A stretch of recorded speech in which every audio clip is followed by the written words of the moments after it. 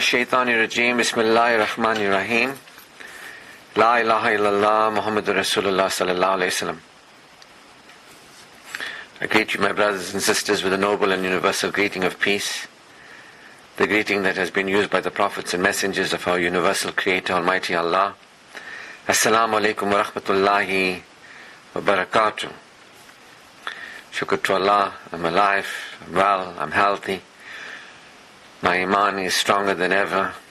My amal is more potent than ever. My tayyibun is more encouraging than ever. That I've lived and I've lived having received guidance, and that I have seen the error of my ways. I've seen where I've been misled by Satan, and where I am still misled by Satan. And I claim that refuge with Allah. And I get up every morning feeling more and more grateful, more and more thankful, more and more looking at my life and seeing a higher quality of feeling peace within me, a higher quality of living reflected in my space, in my environment, the people around me. So shukr to Allah, not only for being alive. My health has never been this good. I'm pain-free, disease-free. I'm fit, I'm strong. I'm handsome on the inside and the outside. Shukr to Allah. I'm healthy. I'm happy. I'm handsome. I'm having, what more, shukr to Allah. And I attribute that to the guidance. For if it was not for the guidance, I would never have this peace within me, and I would never feel this ability to apply myself powerfully. And I would never be, I wouldn't be applying myself powerfully, benefiting me, and being a benefit to others and letting others benefit me. So I'm very grateful that I can recognize that Allah is my benefactor, a benevolent, beneficent benefactor, and I'm His blessed and benefited creation. And I have my relationship with Allah stronger than ever before. I have my relationship with my Creator before I have my relationship with me, before I have my relationship with anybody in my life. My relationship with Allah is first.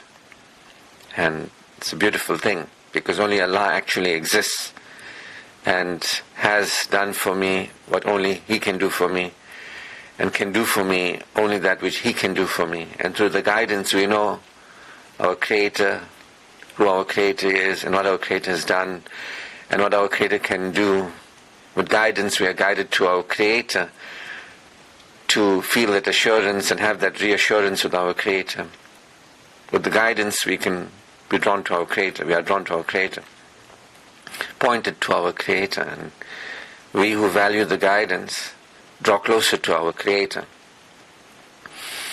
Closer to our Creator than ourselves and our lives and the people in our lives. Remember, the Quran says your wealth and your children, your family will not avail you, except those who bring to Allah a purified heart. Most of us our lives are centered around work. If you look at our lives, our work is first. That's scheduled, and we have to go there, and we have to do that, That's most of our lives. Our work is our ibadat. We are more regular and consistent with our work, and we're more answerable to our bosses and our customers and our clients, and we're more accountable there than anywhere else, you know what I mean? And those who are not, focused on their money and work and all that, they're more focused on their children sometimes and their families, That's what they think they are. I'm a father, I'm a mother, I'm a son, I'm a daughter, I'm a brother, I'm a sister. Whatever it is. I'm a grandfather, I'm a grandmother, I'm a grandchild. Neither will your wealth nor your children avail you, except those who bring to Allah a purified heart.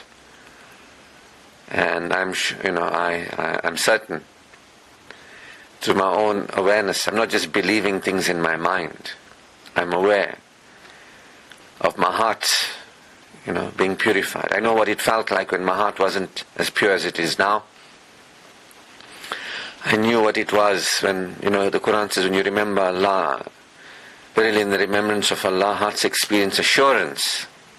So I feel very assured, secured with Allah, which I never felt before. Before it was like needy, please help me, please, you're not giving me, please. Now when I remember Allah, I feel assured, because I know Allah. And I've claimed the refuge with Allah from Satan the accursed. I'm gone beyond my ideas of Allah and my ideas of myself and the ideas of this world and my ideas of why I'm in this world. And with guidance, I know who Allah is, and I know who I am, really. And I know where I am and what's going on here and what my priority is here. I know all that, and I know how to live. With guidance, I'm corrected from who I thought I was, and I call it my first life. My first life as a denier, as an associator, as a hypocrite. You say you believe in Allah and Allah, but you don't, You don't believe in Allah and the last day. You only fool yourself thinking you fool Allah. So I know what it was like when I was there, all three of those, having ideas about God. And with guidance, I've been guided to actually become aware. I've submitted to the degree that I have. And I feel the difference, because I know what I am, who I am, where I am, what's going on here. I have gone from plurality or duality to Tawheed, the oneness, the onlyness. I am aware of Allah beyond this world because of whom this world exists. And I'm aware of the wonderful nature of Allah. I'm not distracted by my diseased mind and diseased heart. And our diseased minds and diseased hearts are targets for Satan. They're like big targets for Satan, When you've got a heart that has got fear, worry, guilt, shame, unworthiness, when you've got a mind that's got superstition, confusion, all kinds of things going on in your mind, perfectionism, unworthiness, when you've got a mind that's diseased and a heart that's diseased, you are soft target for Satan. I'm not a soft target for Satan. I was, but not anymore. Those devout in the worship of Allah, Satan will have no influence over them. And I'm more devout than I've ever been, and Satan will have a less influence on me. So I can remember Allah and experience assurance. I can feel good now because of Allah. I can remember Allah and remember Allah abundantly and progress and prosper in this world. Because my focus is not through the satanic trances, not through the state of forgetfulness where we forgot Allah. Remember, the Quran says, remember Allah. Means to go beyond having forgotten Allah. Remember Allah. Recognize Allah. Go beyond your ideas of religion and God and all that, and become aware of Allah. The Quran says, look and see the countenance of Allah everywhere. Look and see the majesty of Allah. Look and see. It doesn't say, you're here to go to madrasa. You're here to follow the guru and the pandit. It doesn't say that. You're here to do prayers. It says you are here to remember Allah. You are here to recognize the power of Allah. You are here to worship Allah. You are here to praise Allah. You are here to trust in Allah. You are here to thank Allah. You are here to invoke Allah, His forgiveness, His protection. You are here to invoke Allah's progressing of you through patience. You are here to learn patience, responsibility and patience. You are here to claim Allah's good in this world and the world beyond. We are here to have a relationship with Allah. But a relationship with Allah begins with remembering Allah. I choose to remember Allah. See? I choose to recognize Allah. I choose to respond to Allah. I choose to receive Allah's gifts and favors. I choose to rejoice being a believer, one who is no longer insecure. Believer is mu'min, one who is secure, not one who is threatened and vulnerable. I am secure. I am aware of truth, and truth liberates us beyond superstition. The Quran says, when truth is hurled against falsehood, it knocks off its head. Truth, the way of truth, this is the deen of truth, this is the religion of truth. It's not the religion of doing prayers. It's not the religion of believing you believe. It's not the religion of just reading the revelation from one cover to the other cover, not understanding anything. It's not the religion of just starving yourself in the month of Ramadan. This is not a religion. Islam is the religion of truth. Becoming aware of your Creator, who your Creator actually is. Having an actual relationship with your Creator. Islam is a religion of truth.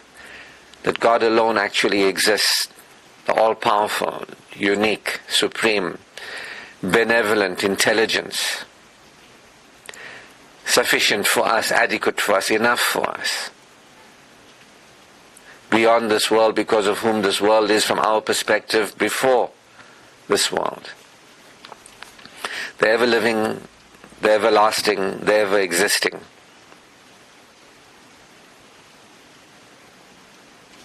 We are temporary beings in this temporary world. See, the Quran guides us to truth. The Quran guides us to Allah.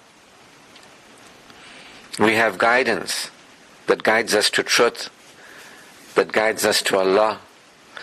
The Quran tells us truth requires no qualification. Truth is self-evident for those who recognize truth, for those who reflect, for those who contemplate. The Quran says it is a book for those who reflect, who contemplate. I reflect and I contemplate. That's what we are doing here. Reflecting and contemplating. It's a book for us. Not for the book. It's not a book for those who just want to be good. And as a child, I read all my readings. I did all my prayers. It's for adults who want to recognize the truth, who want to recognize, remember. We want to become aware. The Quran is not about filling up a child's mind with ideas. Many people have ideas in their mind. When they were little, they were told these ideas, and they grow up to be little children who have these ideas, grown-up children who have these ideas. But they don't have Allah awareness. They don't have security consciousness. Therefore, they do not experience peace. They don't know what's really going on here. So you can get people who do their rituals and read the Quran in a language they don't understand and don't reflect and don't contemplate. They don't glean its wisdom. They don't become aware. They don't have an experience of beyond superstition into enlightenment. They don't have an experience beyond unawareness and living subconsciously. They don't have an experience of becoming aware and experiencing at a conscious, superconscious level, higher and higher levels of awareness. They remain unaware and superstitious, living, trying to do prayers and trying to do things that they think are good to do. But they're not really understanding that this is guidance for people of understanding, for people who want to know what's going on here. And, what is its message? Its message is a message of salvation. It's a mercy unto mankind. It's a healing of the diseases in our hearts. The Quran. There are people who have been reading the Quran for decades. Their hearts have remained the same. There's no healing of the diseases in their hearts. If somebody's heart is healed, you'll know it, trust me. If it's your heart that's healed, you'll know it. You feel secure. You feel assured. You're not the same person. If somebody else's diseases of their hearts were healed, you would recognize they're not the same person. If you no longer lived with fear and worry and insecurity as non-believers live, if you're not aware of Allah, His greatness and graciousness, if you're not aware of what's going on here, you'll still be living with superstition, ignorance, arrogance. You'll say you believe in Allah in the last day, but you do not believe in Allah in the last day. And you'll say, that you believe, but you don't. You lie to yourself thinking you lie to Allah, but you only lie to yourself. In your heart is a disease. The Quran speaks of those who say they believe in Allah in the last day. They use the right words. They seem to do the right things, but they don't believe in Allah in the last day. They stand in prayer, but their hearts lack the smallest of kindnesses. Woe to those, the Quran says, who stand in prayer, but whose hearts lack the smallest of kindnesses. Hearts are diseased. So, these people, the Quran says about these people, the hypocrites, in their hearts is a disease. And that disease is expanded. They become more compulsive and obsessive and fearful. They become more and more worried and threatened. Because in the remembrance of Allah, hearts experience assurance. My heart experiences assurance. I'm at peace. Like I've never been at peace. The Quran, let me just finish that verse. I've said it so many times, but I'll say it again because it's worthy of, because people think somebody's got a hat on their head and they got a beard on their face. They're wearing this thing, they have an appearance of being a Muslim, they're Muslim. They will say they believe in Allah in the last day, but they do not believe in Allah in the last day. They lie to themselves thinking they lie to Allah, but they only lie to themselves. In their hearts is a disease, and that disease is expanded. That means if you're not really getting the message of guidance, if you're not really learning, growing and developing, that diseased heart is going to expand. It's going to be more worry, more fear, more guilt, more shame, more unworthiness, more trying to avoid feeling bad, more obsession, more compulsion, more addiction, more perversion. They are astray, the Quran says. Now, there might be people who have a nice house and a car and they're living in this world and they think, we got it all together. Don't be fooled. Developing competencies that allow you to live in this world comfortably doesn't mean you're a believer. Plenty non-believers have been super successful in this world by Allah's permission. You understand? Many non-believers have done horrible things and have achieved, great lives of luxury at the cost of their own souls and harming other souls and so on and so forth. So, in their hearts is a disease. That disease is expanded, and they are astray. They are astray, and they are left to stray. So, I can tell you this heart is more peaceful than it has ever been. When I'm remembering Allah, I feel assured, I feel secured. And I can tell you that I am not astray. I was, because I know. When you look at who I was, and how I'm living today, and the words that come out of my mouth, and what I share with people, this cannot be the words of a man astray. You understand? I haven't been schooled into religion, like the gurus and the pandits. I haven't been schooled in religion. This is coming from a sincerity of purpose and a purity. I don't have to. I don't get paid to be a preacher or to preach the Quran, or to give lectures in a mosque. How many people who don't get paid preach truth? How many people? Go and see the people who are preaching, the gurus and the pandits, and the financial income they get from it. And people give them great gifts, some of them when they're celebrities. Because people think, giving the pandit money gets you into heaven. This is nothing new. India. These are the ideas of people. So I'm just asking, the people who taught you, who preached to you about the Quran and all that, were they getting paid to do it? I'm not making any inference. I'm just asking you, who do you know who stands in the pulpits and teaches is not paid to do it? I haven't been paid, not a cent. I don't need to be paid. I do this voluntarily because it's truth. The Quran says keep reminding the believers for reminding benefits to believers. How many people remind others about Allah that are not getting paid to do it?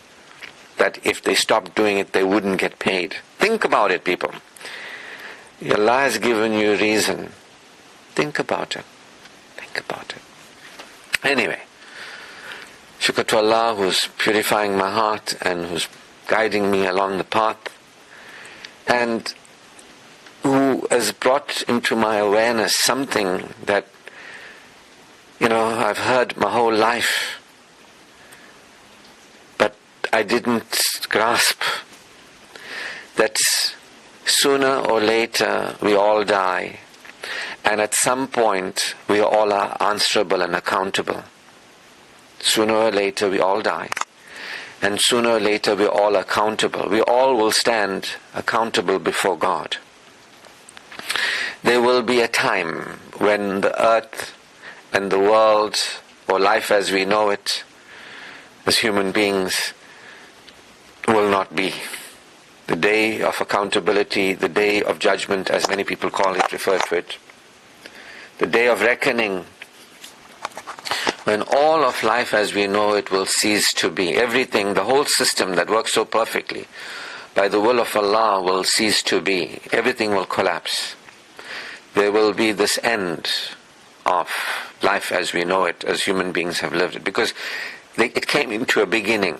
By the grace of Allah, through His power, life began.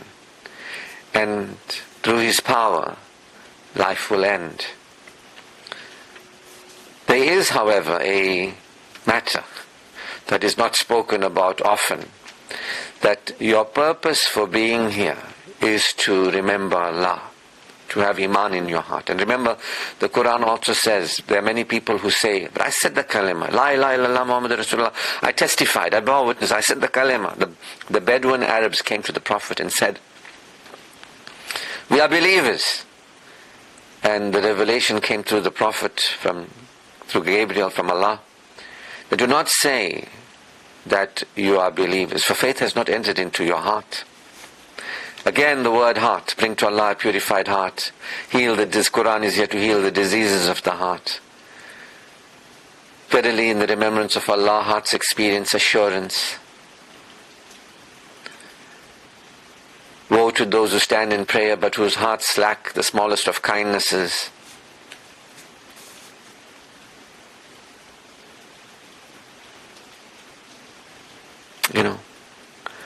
So the Quran is telling us that the heart, do not say you believe, for faith has not entered into your heart. See, rather say you're submissive in religion, but faith has not entered into your heart. So there are people who are submissive in religion, maybe really submissive, meaning well. Others are just hypocrites, picking and choosing, halal but not tayyib, making a mockery of the Quran, thinking they're doing something very well. People of Satan, being insulting to the truth, declaring that they have the truth, embarrassing to the Prophet, and embarrassing. This is what it is to be like the Prophet. Here I got my facial hair. That's it now.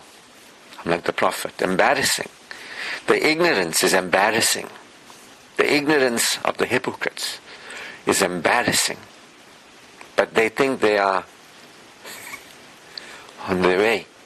Anyway, Allah says He will discern. Everybody's responsible for their own hearts.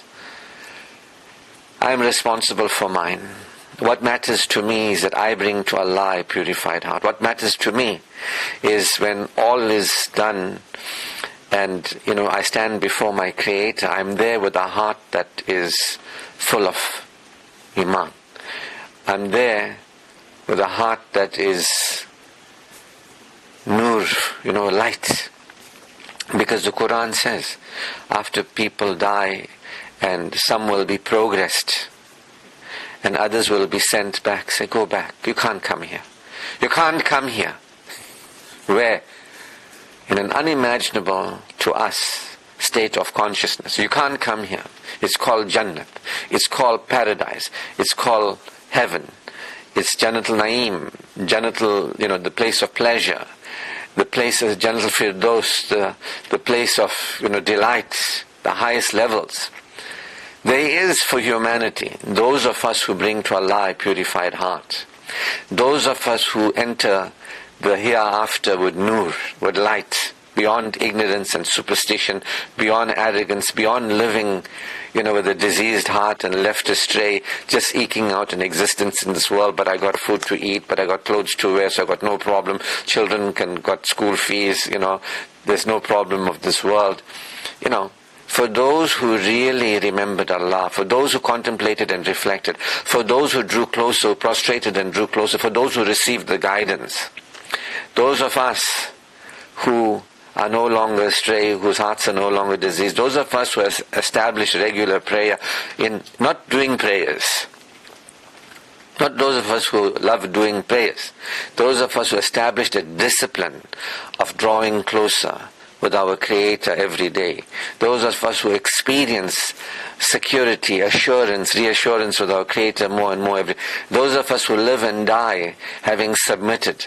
When we raised up with light. The light that you can begin to see in us in this world. A true believer is one who everybody is safe from. The Prophet ﷺ said, a true believer is one who everybody is safe from. And they asked him, who's a believer? He said, one whom everybody is safe from. You know what I mean? If I'm not safe from myself, if my body is not safe from me, if my life is, if I'm being a distraction to me, my body, my life, if I'm remaining ignorant and superstitious, if I'm being destructive to my own soul. Remember the Quran says, that do not with your own hands harm yourself. Do not harm your soul, the Quran also says. The Quran says that there are things that, like appreciation, it benefits your soul. Do not commit an oppression against your own soul, the Quran says. You know what I mean? So, when you're living your life, and you are your own number one enemy, you know what I'm saying? You don't care about your soul, you care about survival. You're not here to survive. Yes, you can survive while you are here, and it's a good idea to live in support of healthy survival. But you're not here to survive. None of us will survive. You're not here to survive. You're not here to own your own home. You can own your own home. You're not here to be a leader in your industry. You can be a leader in your industry. You're not here to be a good mother. You can be a good mother. You're not here to, be a success in worldly terms. You can be a success in worldly terms. You're not here to be healthy. You, physically go to the gym and all that. You are encouraged while you are here to look after your body and eat well and all that. But eating well and looking after your body is amal. Iman is first. The Quran says Iman and amal. And it says amal without Iman is an issue. You get it? I mean, it's a problem. So, you are not here except to remember Allah, to draw closer to Allah. First, to bring to Allah a purified heart, to have the diseases in your heart purified. First is your Iman. You are here to bring to Allah. You are here and based on how you live here, when you answer to your Creator, when all this world is over, those human beings who achieved Iman, Amal, Alif Ta'ibun, those in that order, those human beings who actually experienced Allah consciousness, the security consciousness, they who went beyond the diseased heart, the perversion, they're the ones who won't even be questioned. There's verses in the Quran that I have read where they will say, proceed, no questioning for you. It's those who did not live in this world for Iman, not Islam. You can also encourage for Islam, but Iman. There's a lot of Islam in the world, the religion of Islam, but it begins, true Islam is about Iman. Otherwise Islamism. So we are told in the Quran that there is a day that all souls will be held accountable. Now for some of us it's outside of our frame of reference. It's outside. Like, what are you talking about? And on that day, those who brought to Allah purified heart, those who, when they lived in this world, they remembered Allah, they inclined to truth, they no longer worshipped Satan, they who withdrew their dependency from other people, instead of making gods of others, or they who stopped making gods of themselves for others. Like, I'm your God, come to me, don't turn to Allah. The Pandits and the Gurus, don't, A'udhu Billah, no, I was a Pandit. Claim refuge in me as a Pandit. No, A'udhu Billah, claim refuge with Allah. Allah is our refuge, you get what I mean? So, those who are turning to other people and encourage other people to turn to them, and those who turn to themselves and they don't turn to Allah, those who haven't remembered Allah, those who still follow in Adam and Eve's forgetfulness, who are insecure and remain insecure, those with the diseased heart, they, when they are accountable, it's a very horrible situation. Now, there is nothing worse than that. People think, no, there are things worse than that in this world. No. In this world, there's nothing worse. Whatever you think is the worst thing in this world, it's nothing compared to being before your Creator and having no answer of accountability. Yes, I submitted. No, I didn't. Yes, I've brought to you a purified heart. Yes. Now I'm speaking to you not as a child in madrasa, but fantasy, like a story, Ali Baba and the 40 Thieves. Now please, wake up from your trance. Wake up from a story. I'm not telling you a story. When you were little and they told you this about the day of accountability, you might have thought, they're telling me a nice story. It's a nice story. Like when you watch television, maybe you see a story. It's all an act. There's an actor getting paid. People are filming it. There's a film crew there. You're watching a story. So you'll see the most horrible things and it's just a movie, man. You know what I mean? So I'm encouraging you to wake up from your trance. The one you were put into as a child. There's a story of heaven and hell. And I want you to understand that this world that you're living in was created and it will come to an end. And its purpose is for us to remember Allah. Now I don't mean to sound stern or anything like that, because it matters not to me whether you remember Allah or not. It matters to you, or maybe not. What matters to me is that I am successful here. Because in our minds, when we are not worshipping Allah, we think success means I got my money for my pension, I got a good job, I pay my bills, I don't depend on anybody, I depend on myself. I got a good man, I got the good woman, the sugar daddy is sweet or not so sweet. You know what I mean? He's looking after me, I depend on him. I got a good sugar daddy, I got a good sugar mommy. I'm somebody else's sugar mommy. Are you somebody's sugar mommy? You're making it nice for somebody else. You know what I mean? So, in this world, this is how people live. They live dependent on other people, they live dependent on jobs, they attribute significance, exaggerate importance. They have a relationship with the created world. If you look around you, you will see that I also had that relationship with the created world before I submitted. My first spiritual life. Now I'm in my second spiritual life, I'm reborn spiritually. Shukr to Allah. I've reverted, if you want to call it that way. I've reverted. People say, don't say convert, say revert. Well, I've reverted. But weren't you born a Muslim? Yeah, it's born a Islami, like all of us. Indo-Pak subcontinent propaganda, superstition, ignorance,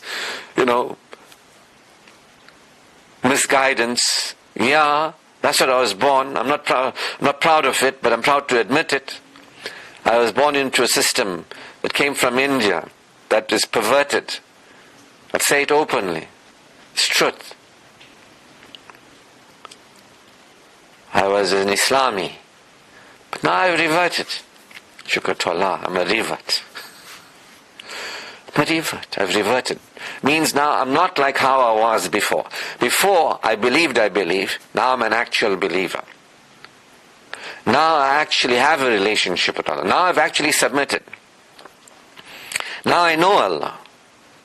Now I'm experiencing Allah consciousness. Now I'm feeling secure. Now I'm no longer dependent on other people, making people depend on me. I'm no longer depending on myself. I'm no longer idolizing. I'm not in, plurality,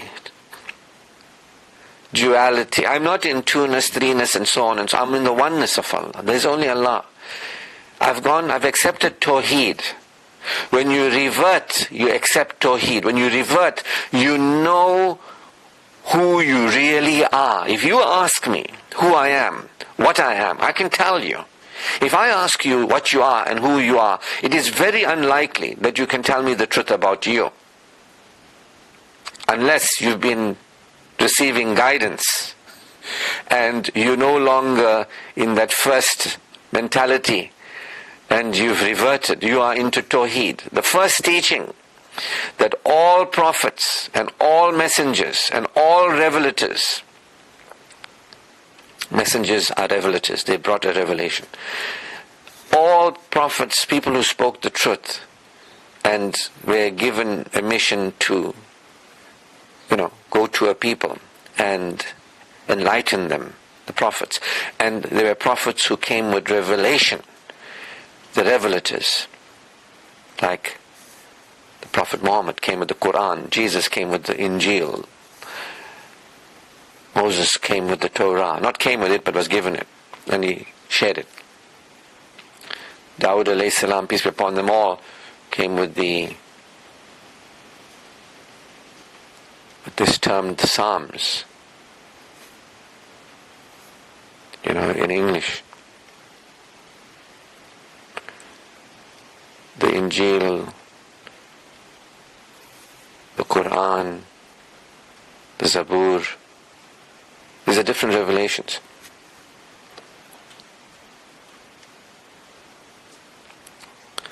Anyway, what I'm saying to you is that there is a reversion that is to occur when you submit.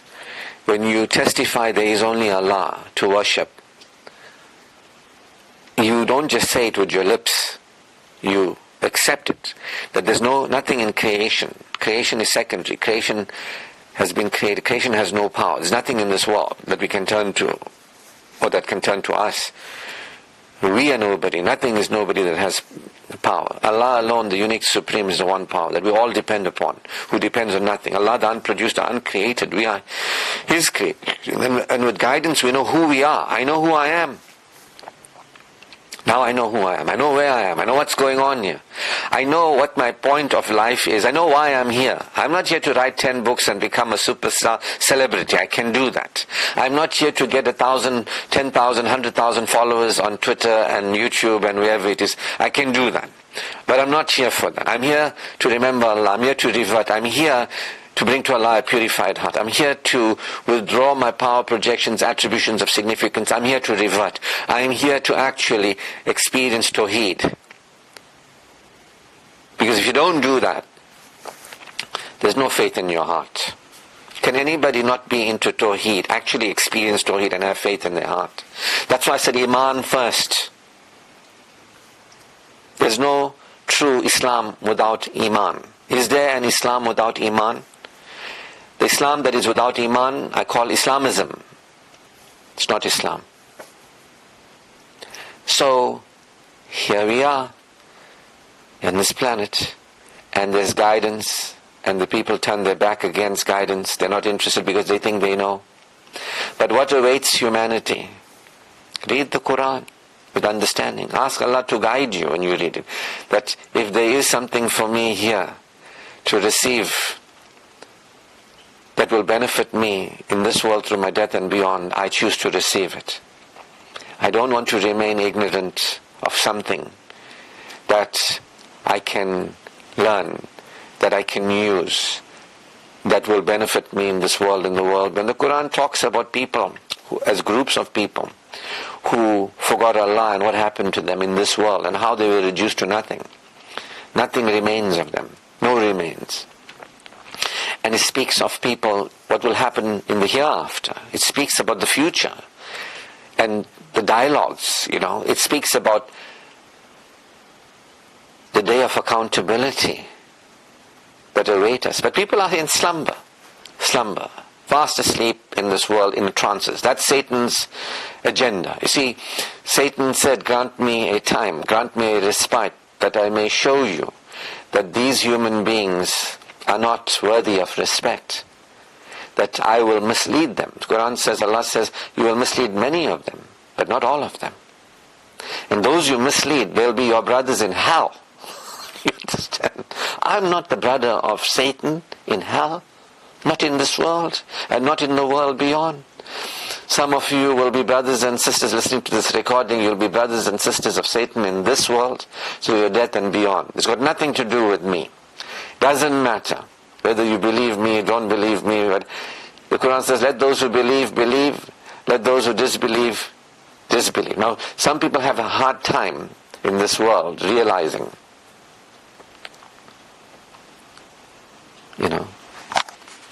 some people have a hard time in this world realizing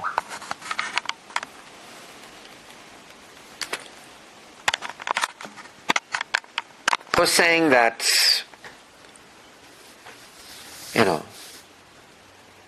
there's consequences for how we're living, and people are asleep. And they think they, can carry on in the denial of Allah. They have no Iman and they want to carry on in that. They think there's no consequences in this world. What I'm saying to us is basically, people think that there's no consequences for living without Iman, that you can continue insecure in this world, and as long as you got food, clothes, you don't have a problem, you have a job, you have money, you have somebody, with you, people do what you want them to do, the world is the way you want, your world is the way you want it to be. People think that there's no problem, as long as I'm not in some kind of distress or discomfort in this world, or the world is the way I want it to be for now, I'm okay. People don't have this frame of reference. They don't have this frame of reference where there's a hereafter. And the more you worship Satan, the less you are aware of Allah, the less you're aware of your future life, your afterlife. The more you are absorbed in what has been and what is. You're absorbed in what has been.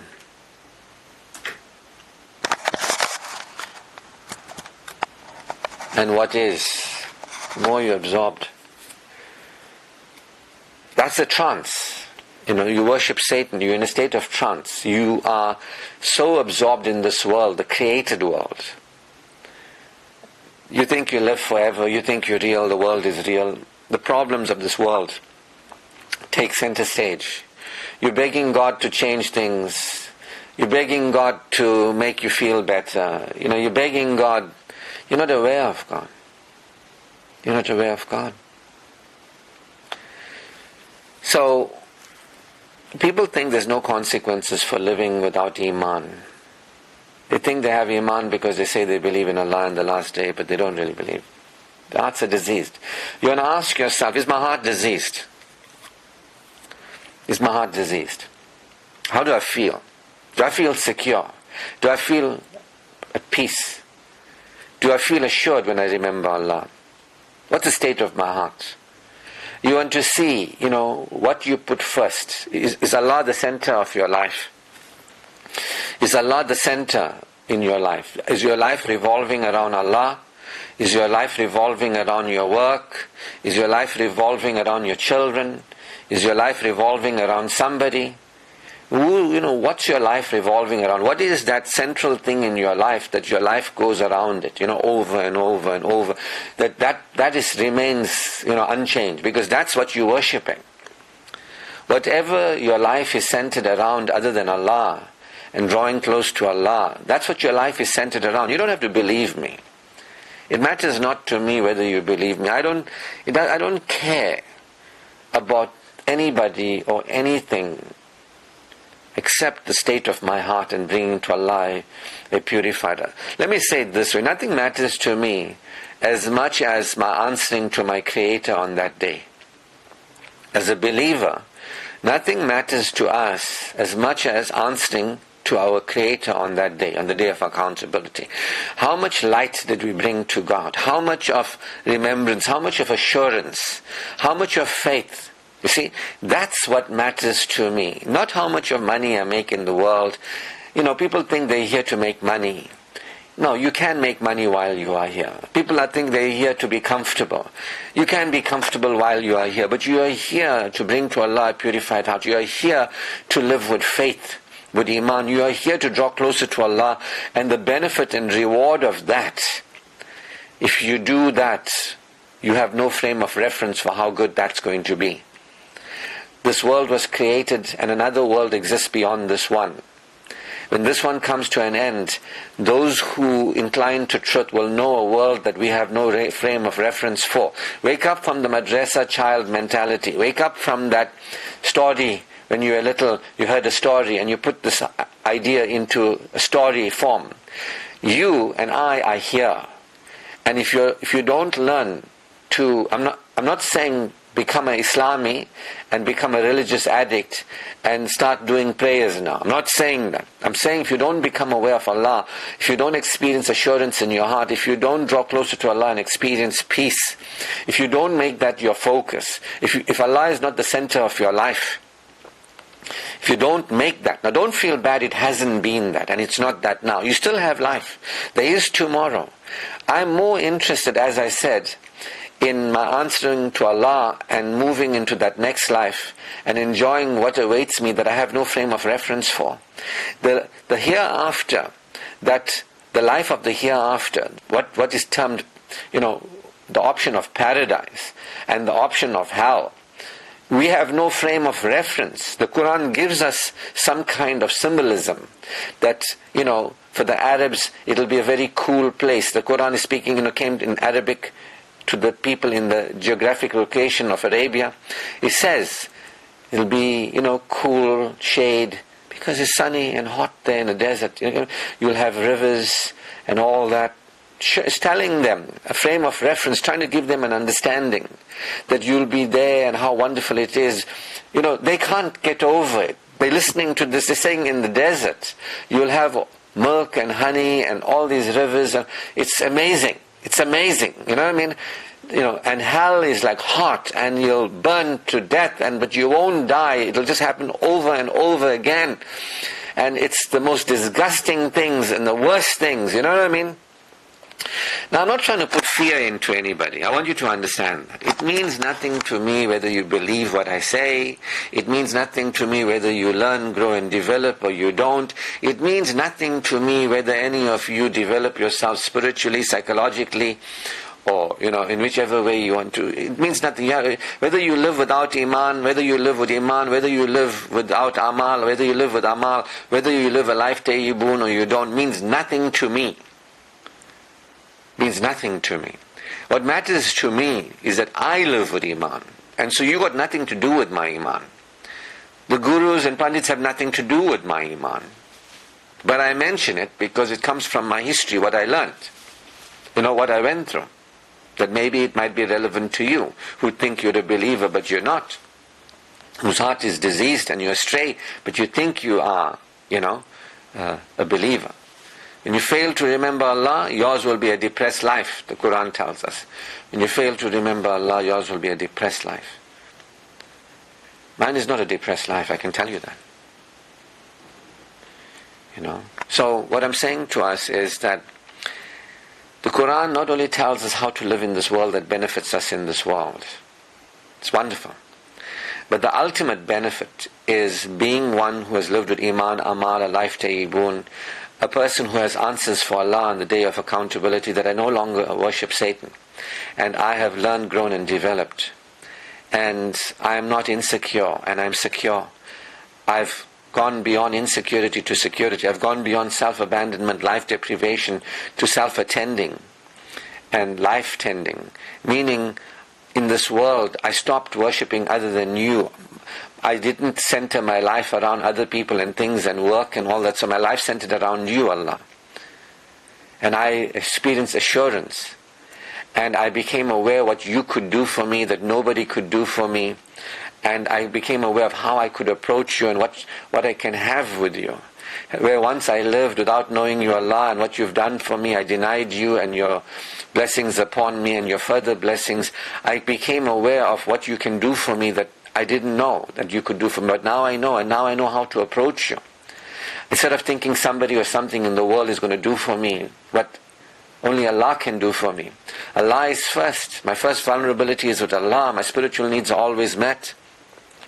I can turn to Allah, really turn to Allah, and have Him do for me what only He can do for me, that I can't do for me, nobody can do for me. Allah has given me the ability to become aware of Him. I choose to become aware of Him. Any and all barriers and obstacles that keep me from becoming aware of Allah, I release them. I'm a person of A'udhu Billahi Minash Shaitanir Rajim. The Quran says, claim refuge with Allah. I say, Allah, I claim refuge. I admit that my heart is diseased. I admit my mind is diseased. I claim refuge with you. I'm thankful that I have you as my refuge. You are my refuge beyond my own diseased heart and diseased mind that is soft target for Satan. I have you. The guidance is the most precious things that guides us to the absolute precious nature of Allah, the absolute valuable nature of Allah. We feel good now with the guidance, that we know and admit that our hearts are diseased.